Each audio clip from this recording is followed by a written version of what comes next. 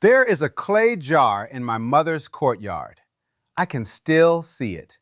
Waist high, brown, cracked at the lip where somebody dropped a bucket on it before I was born. It held our water. Rain came off the roof tiles and ran down into it, and that was what we drank, what we cooked with, what we washed the children in. And there was a fish living in it. One small fish. Nobody named it. Nobody fed it. It was not a pet. It was in there for one reason, and the reason was that a fish eats mosquito eggs. That is the oldest mosquito control in the world, and it costs nothing. My name is Chen, and I want to tell you what my village did, because you are being sold something, and I do not think you know it. I grew up in Guangdong, wet and hot, and the mosquitoes were terrible. Not the way they are terrible here. Terrible in the way that people got sick, and some of them did not get better. There was no screen on any window. There was no spray. There was no truck that came down the road once a month. There was no company you could call, and if there had been one, nobody in that village had the money to call it. So we handled it ourselves, and we handled it well. I have lived in this country more than 50 years now. I have not been bitten at my own dinner table in 9 years. I have no zapper, no contract, no chemical. I am going to show you exactly what I do, in what order, what it costs, and where to put it. And then at the end, I am going to tell you something that should make you a little angry. Let me start with the part almost nobody understands. If you do not understand this, none of the rest of it will work. The mosquito that is biting you did not come out of the woods. It did not blow in from your neighbor's pond. It did not come in on the wind. It was born in your yard, in water, in standing water, and not much of it. A bottle cap of water sitting in the fold of an old tarp is enough. A clogged gutter holding half a cup of rain for 4 days is enough. The little dish under your potted plant is enough. One female will lay 200, 300 eggs at a time, and she can do it in less water than you can hold in your cupped hand. That is the entire problem. Everything else people tell you is decoration. If water sits on your property more than 4 days, you are not being bothered by mosquitoes. You are raising them. You are running a farm and you did not know you owned it. Now, in the village, there was water everywhere and no way to get rid of it. The jars had to stay because that was our drinking water. The patties had to stay because that was the rice. The ditch behind the houses had to stay because that is where the water went. You could not empty any of it. So we did not try to get rid of the water. We put something in the water. The fish, small ones, whatever we could catch, the kind nobody would bother to eat. They went into the storage jars, into the tanks, into the trough where the buffalo drank, and they ate every egg and every wiggler that came out of it. The old people did not have the word for what they were doing. They did not need one.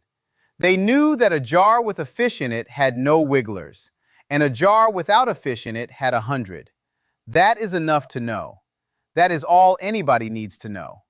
Hold on to that idea, because everything I am about to tell you for the rest of this video is the same idea wearing different clothes. You do not chase the mosquito. You kill it in the water before it ever has wings. The way it is done in this country now is the exact opposite. Wait for it to hatch. Wait for it to grow up. Wait for it to fly into your face. Then spray poison into the open air and hope you hit it. It is expensive, it does not work very well, and it kills everything else along with it. So here is what I do at my own house. And this is where the old way and the new way shake hands.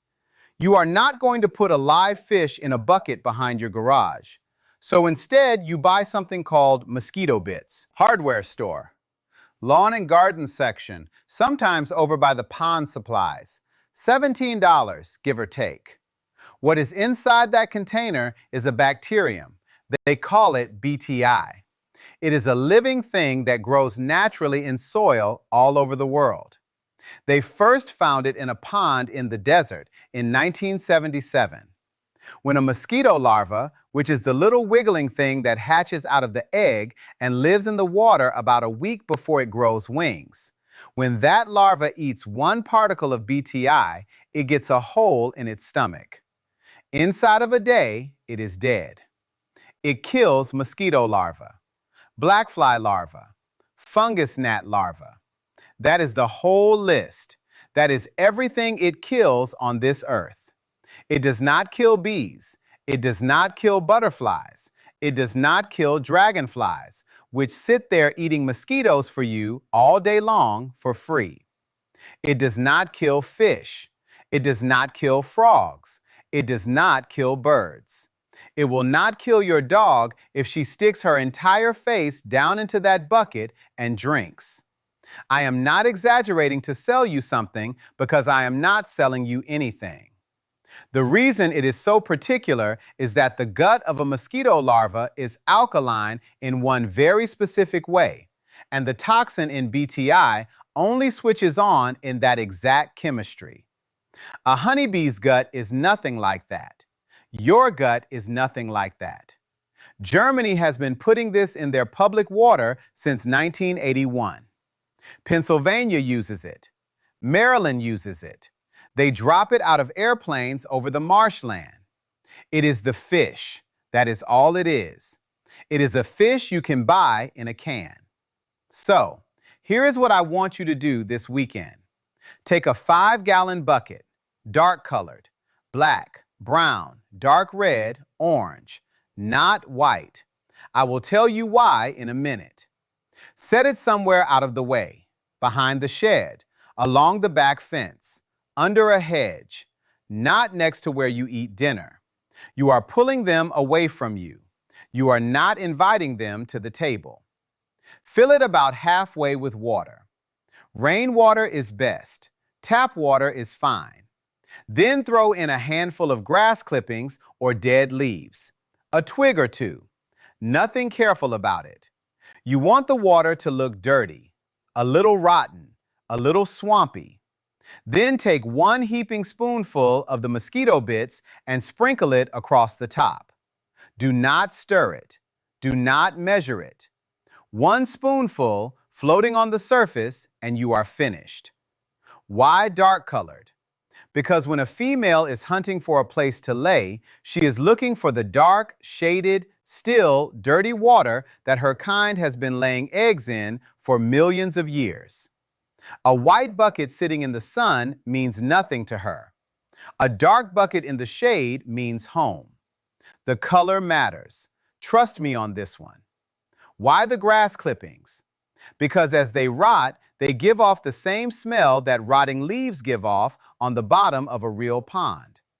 And that smell tells her this is a good place to leave her children. You are not making a swamp.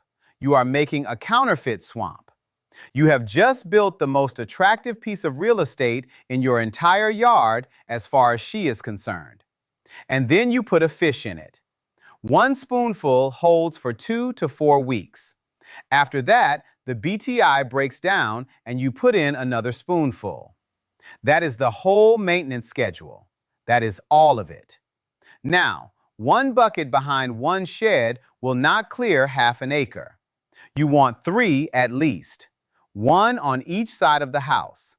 All of them away from where you sit, away from where you eat, away from where the children play. Always away. I keep 1 behind the garage, 1 at the back fence by the alley, and 1 tucked in behind the tomato cages on the west side where my wife cannot see it because she has opinions about how the yard is supposed to look. And after 50 years of marriage, I have learned when to argue and when to simply hide a bucket.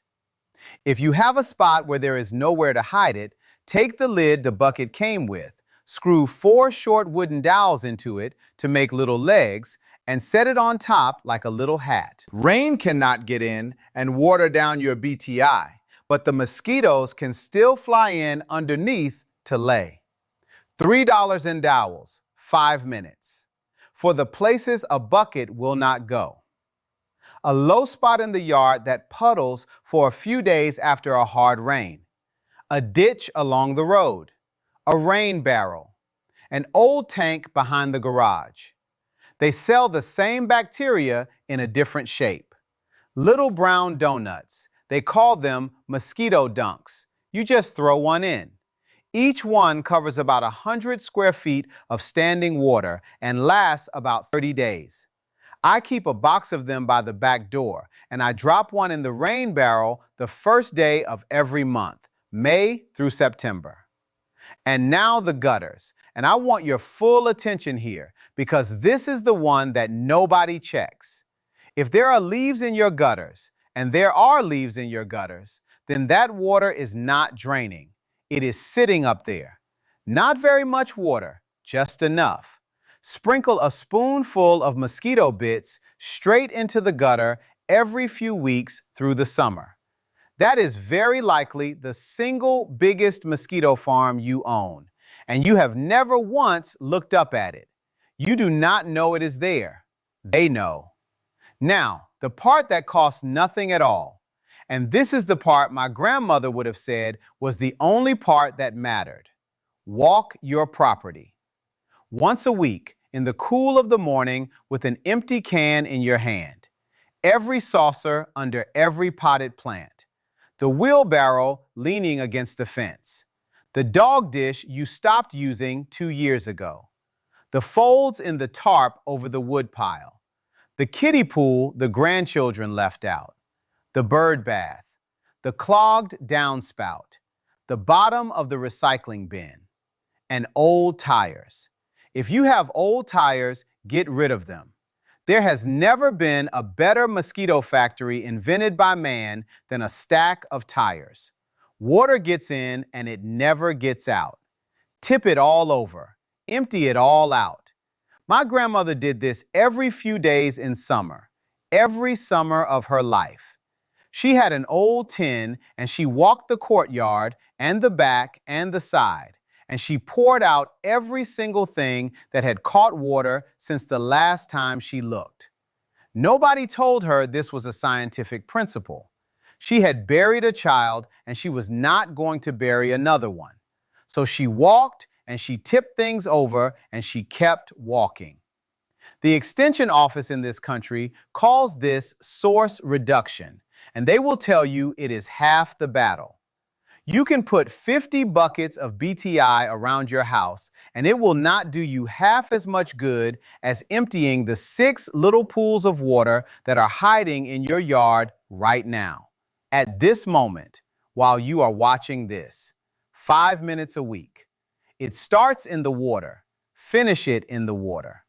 All right, so the eggs are handled. The larvae are handled. But there is still a problem.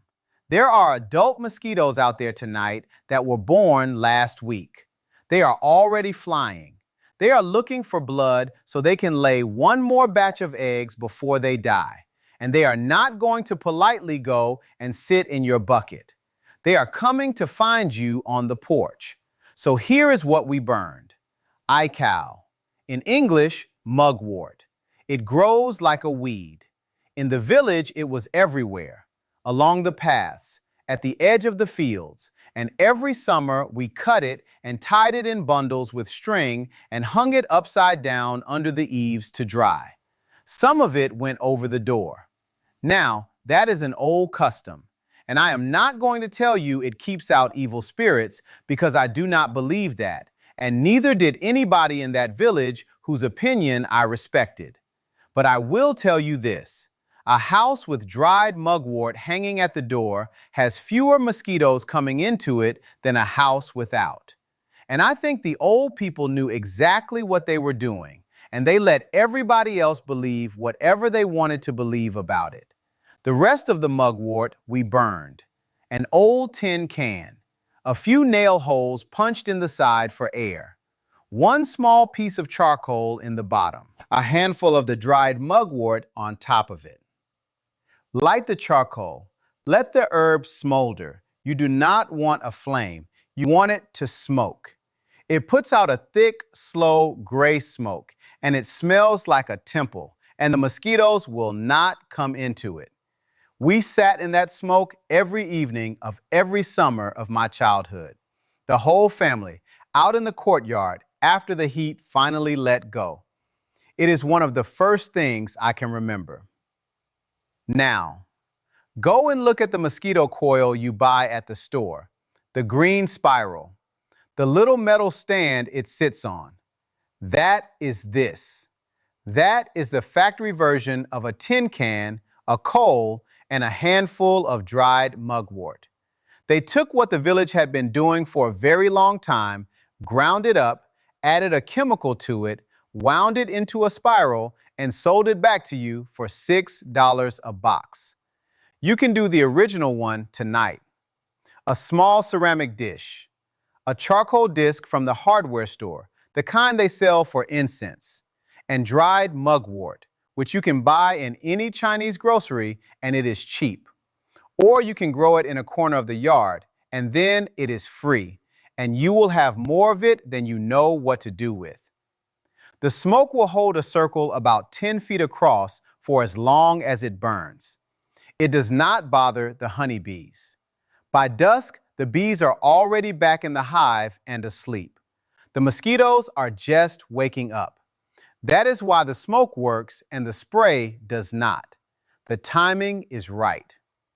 Now, if you want to cover more ground than one dish of smoke, there is a modern version of the same idea, and it is safe.